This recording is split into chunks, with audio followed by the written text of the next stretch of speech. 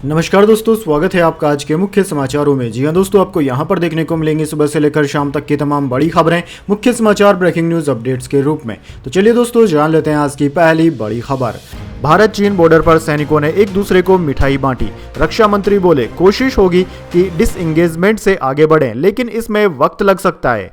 जी हां दोस्तों, भारत और चीन की सेना ने गुरुवार को दीपावली के अवसर पर एक दूसरे को मिठाइयां बांटी। पूर्वी लद्दाख में हॉट स्प्रिंग, काराकोरम पास, दौलत बेग ओल्डी, कोंगला और शुचुल मोल्डो से लगे लाइन ऑफ कंट्रोल यानी कि एलओसी पर दोनों देशों के अफसरों ने एक दूसरे को मिठाई खिलाई और दीपावली की बधाई दी। इससे पहले बॉर्डर पर देपसोंग और डेमचोक में दोनों सैनिकों के बीच पीछे हटने की प्रक्रिया 30 अक्टूबर को पूरी हो गई थी। दोस्तों, पेट्रोलिंग को लेकर जल्द ही ग्राउंड कमांडर के अधिकारियों के बीच बातचीत होगी। अरुणाचल के तवांग में रक्षा मंत्री राजनाथ सिंह ने कहा कि हमारी कोशिश होगी कि मामले को डिसएंगेजमेंट से आगे बढ़ाया जाए, लेकिन इसके लिए हमें थोड़ा और इंतजार करना होगा।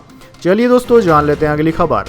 प्रधानमंत्री मोदी ने 11वीं बार जवानों के बीच दीपावली मनाई। गुजरात के कच्छ पहुंचे। सबसे ज्यादा 4 बार जम्मू कश्मीर, 2 बार हिमाचल गए हैं। जी हां दोस्तों, प्रधानमंत्री नरेंद्र मोदी ने लगातार 11वीं बार जवानों के साथ दीपावली मनाई। प्रधानमंत्री गुजरात के कच्छ पहुंचे। यहां उन्होंने बीएसएफ, आर्मी, नेवी और एयरफोर्स के जवानों को मिठाई खिलाई। प्रधानमंत्री दोस्तों 11 साल में सबसे ज्यादा 4 बार जम्मू कश्मीर में जवानों के बीच पहुंचे हैं। इससे पहले मोदी सरदार वल्लभ भाई पटेल की 149वीं जयंती और एकता दिवस के मौके पर गुजरात के केवड़िया भी पहुंचे थे। दोस्तों, प्रधानमंत्री मोदी जवानों के साथ भारतीय फौज की वर्दी में ही दिखाई दिए। चलिए दोस्तों, जान लेते हैं अगली खबर।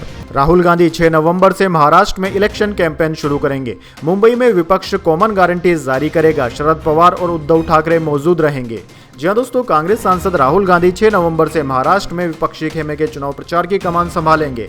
इस दिन वे मुंबई में महाविकास अघाड़ी की एक संयुक्त रैली में भी शामिल होंगे। रैली में शरद पवार गुट और शिवसेना का उद्धव ठाकरे गुट मौजूद रहेंगे। महाराष्ट्र कांग्रेस अध्यक्ष नाना पटोले ने बताया कि तीनों नेता कॉमन गारंटी भी जारी करेंगे। वहीं दोस्तों, बारामती में मीडिया से बातचीत में शरद पवार ने कहा कि 6 नवंबर को मुंबई से विपक्ष का चुनाव अभियान शुरू होगा। एमवीए लोगों का समर्थन हासिल करने के लिए एक कॉमन मिनिमम प्रोग्राम भी जारी करेगा।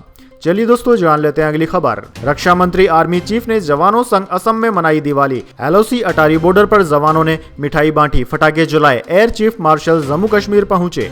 जी हां दोस्तों, केंद्रीय रक्षा मंत्री राजनाथ सिंह और army chief general Upendra Dwivedi बुधवार शाम असम के तेजपुर पहुंचे। यहां उन्होंने मेघना स्टेडियम में आर्मी के जवानों के साथ दिवाली मनाई और डिनर भी किया। एलओसी और अटारी बॉर्डर पर महिला पुरुष जवानों ने मिठाइयां बांटी। वहीं दोस्तों, मोमबत्ती जलाई और आतिशबाजी भी की। वहीं दोस्तों, इसके अलावा इंडियन एयरफोर्स प्रमुख air chief marshal AP Singh Jammu Kashmir पहुंचे। उन्होंने कुछ फ्रंट पर जवानों से मुलाकात कर दिवाली की बधाई दी और उनके साथ नाश्ता भी किया।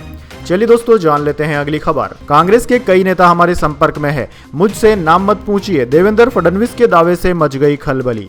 जी हां दोस्तों, भारत की चुनावी रणनीति में महाराष्ट्र काफी अहम है। लोकसभा और विधानसभा सीटों के लिहाज से यह राज्य बड़े प्रदेशों में से एक है। महाराष्ट्र में विधानसभा चुनाव 20 नवंबर को होना है। ऐसे में सियासी सरगर्मी चरम पर है। इस बार का विधानसभा चुनाव मुख्य तौर पर 2 धड़ों के बीच है। एक तरफ सत्तारूढ़ महायुति है तो दूसरी तरफ महाविकास अघाड़ी यानी कि एमवीए है।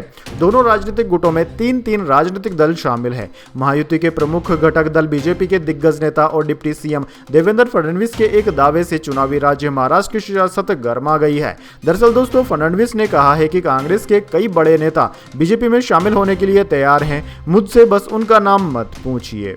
चलिए दोस्तों, जान लेते हैं अगली खबर। भूमि सर्वे कर्मचारियों को सीएम नीतीश कुमार का दिवाली गिफ्ट। मानदेय 4000 से बढ़ाकर 10,000 किया। जी हां दोस्तों, भूमि सर्वे का काम करने वाले कर्मचारियों के लिए राजस्व एवं भूमि सुधार विभाग ने दीपावली से पहले बड़ा तोहफा दिया है। विशेष सर्वेक्षण के काम में लगे विशेष सर्वेक्षण कर्मचारियों को अब बड़ी खुशखबरी मिल गई है। उन कर्मचारियों का मानदेय अब 4000 से बढ़ाकर 10,000 कर दिया गया है और इससे करीब 13,000 से अधिक संविदा कर्मचारियों और अधिकारियों को फायदा होगा। दोस्तों, मानदेय में बढ़ोतरी नए और पुराने सभी प्रकार के कर्मचारियों पर लागू होगी। मानदेय में यह बढ़ोतरी 1 अगस्त 2024 से लागू होगी। चलिए दोस्तों, जान लेते हैं अगली खबर। सरदार पटेल की जयंती पर केवड़िया में प्रधानमंत्री मोदी। कहा, एक है तो सैफ को गलत बताया जा रहा है। विपक्षियों को देश की एकता अखर रही है। जी हाँ दोस्तों, प्रधानमंत्री मोदी दिवाली और सरदार वल्लभ भाई पटेल की 149वीं जयंती के मौके पर गुजरात के केवड़िया में हैं। एकता दिवस के मौके पर उन्होंने कहा कि कभी हम स्कूल कॉलेज में एकता के गीत गाते थे कि हिंदू देश के निवासी सभी जन एक हैं, रंग रूप भेष भाषा चाहे अनेक हैं। आज कोई अगर कह दे कि एक है तो उसे फेंक कहते हैं, अगर कोई कहता है कि एक है तो सेफ है तो इसे गलत बताते हैं। इन लोगों को देश की एकता अखर रही है। हमें ऐसी प्रवृत्ति से पहले से भी ज्यादा सावधान रहने की जरूरत है। प्रधानमंत्री ने कहा कि स्टैच्यू ऑफ यूनिटी के निर्माण में भी यूनिटी है। इसको बनाने के लिए देश के किसानों के पास से खेत में काम करने वाले औजारों का लोहा लाया गया, क्योंकि सरदार साहब किसान पुत्र थे। चलिए दोस्तों, जान लेते हैं अगली खबर। नेपाल ने नोट छापने का ठेका चीनी कंपनी को दिया। 100 रुपए की 30 करोड़ प्रतियां छपेगी। नोट पर बने मैप में 3 भारतीय इलाके। जी हाँ दोस्तों, नेपाल के केंद्रीय बैंक नेपाल राष्ट्र बैंक ने चीन की एक कंपनी को 100 रुपए के नए नेपाली नोट छापने का कॉन्ट्रैक्ट दिया है। न्यूज एजेंसी पीटीआई के मुताबिक इन नोटों पर बने नक्शे में भारत के लिम्पू लेख, लिम्पियाधुरा और कालापानी इलाके को नेपाल का हिस्सा दिखाया गया है। इस इलाके को लेकर भारत नेपाल के बीच करीब 35 साल से विवाद चल रहा है। रिपोर्ट के मुताबिक चीन के bank note printing and minting corporation company को नोट छापने का ठेका मिला है। चीन की कंपनी नेपाली नोट की 30 करोड़ प्रतियां छापेंगी। इस पर करीब 75 करोड़ भारतीय रुपए का खर्च आएगा, यानी कि 100 रुपए के एक नेपाली नोट को छापने की कीमत करीब 2.5 रुपए भारतीय होंगी।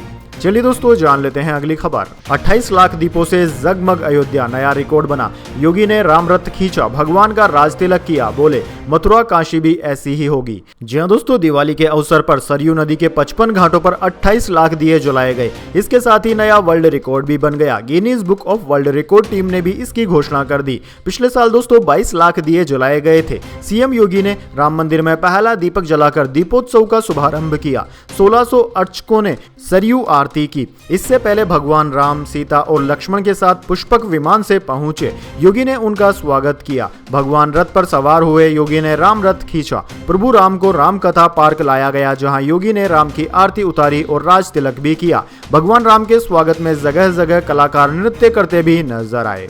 चलिए दोस्तों, जान लेते हैं अगली खबर।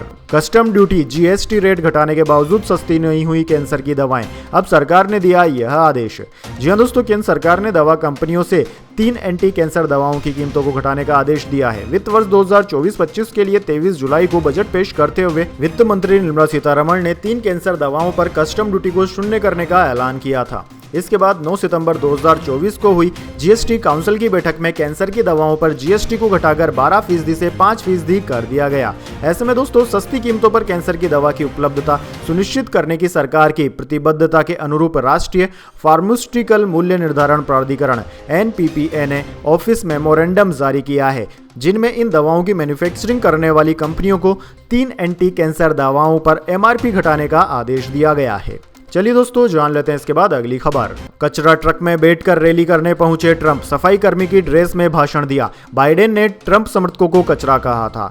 जी हां दोस्तों, अमेरिकी चुनाव में बाइडेन के ट्रंप समर्थकों को कचरा कहने पर पॉलिटिक्स तेज हो गई है। अमेरिका के पूर्व राष्ट्रपति डोनाल्ड ट्रंप बुधवार शाम को विस्कॉन्सिन में प्रचार करने के लिए गए थे। यहां वे लाल टोपी और सफाई कर्मी की जैकेट पहने कचरे वाले ट्रक में बैठे नजर आए। ट्रंप ने ट्रक पर बैठकर ही पत्रकारों के सवालों का भी जवाब दिया। ट्रंप ने कहा कि वह कमला और जो बाइडेन के बयान का विरोध करते हैं। बाइडेन ने बिल्कुल वही कहा है जो कमला हमारे समर्थकों के बारे में सोचती है, लेकिन मैं उन्हें बता देना चाहता हूं कि अमेरिका के 25 करोड़ लोग कचरा नहीं है। दरअसल दोस्तों, 29 अक्टूबर को बाइडेन ने ट्रंप समर्थकों को कचरा कहा था। बाइडेन ने एक ट्रंप समर्थक कॉमेडियन की टिप्पणी पर यह जवाब दिया था। चलिए दोस्तों, जान लेते हैं अगली खबर। कांतारा एक्टर ऋषभ शेट्टी जय हनुमान में निभाएंगे बजरंग बली का रोल। फर्स्ट लुक देख फैंस बोले जय श्री राम। जी हां दोस्तों, प्रशांत वर्मा की मच अवेटेड फिल्म जय हनुमान की जब से घोषणा हुई है, मूवी सुर्खियों में है। जय हनुमान प्रशांत वर्मा सिनेमैटिक यूनिवर्स का एक महत्वपूर्ण प्रोजेक्ट है। फिल्म हनुमान की जबरदस्त सफलता ने इसे और भी खास बना दिया है। अब सबकी नजरें जय हनुमान पर टिकी हुई है। दोस्तों, मूवी सबसे पवित्र और प्रसिद्ध पौराणिक सुपर हीरो को जीवित करने वाली है। यह एक अनोखा संगीतमय अनुभव देने का वादा करती है, क्योंकि इसके हाल ही में रिलीज किए गए फर्स्ट लुक में हम कांतारा स्टार ऋषभ शेट्टी को भगवान हनुमान के रूप में देख सकते हैं। दोस्तों, जय हनुमान का पहला पोस्टर जारी किया गया है, जिसने दर्शकों के बीच चर्चा का माहौल बना दिया है। भगवान हनुमान को उनकी पूरी ताकत में देखते हुए नए पोस्टर ने फैंस को इसकी रिलीज के लिए एक्साइटेड कर दिया है। चलिए दोस्तों, जान लेते हैं अगली खबर। सलमान खान को हत्या की धमकी देने वाला हुआ गिरफ्तार। 56 साल के आरोपी ने ट्रैफिक पुलिस को भेजा था मैसेज, 2 करोड़ रुपए की मांग की थी। जी हां दोस्तों, सलमान खान को जान से मारने की धमकी देने और 2 करोड़ रुपए की फिरौती मांगने के आरोपी को बुधवार को मुंबई पुलिस ने गिरफ्तार कर लिया। उसकी पहचान आजम मोहम्मद मुस्तफा के रूप में हुई है। उसकी उम्र 56 साल है। न्यूज एजेंसी पीटीआई की रिपोर्ट के मुताबिक आरोपी मुंबई के बांद्रा का ही रहने वाला है। आजम ने मुंबई ट्रैफिक पुलिस को मैसेज भेजा था जिसमें कहा गया था कि पैसे न देने पर अभिनेता की जान ले ली जाएगी। मैसेज मिलने के बाद वर्ली में मौजूद अधिकारियों ने मैसेज भेजने वाले के खिलाफ जांच शुरू कर दी थी।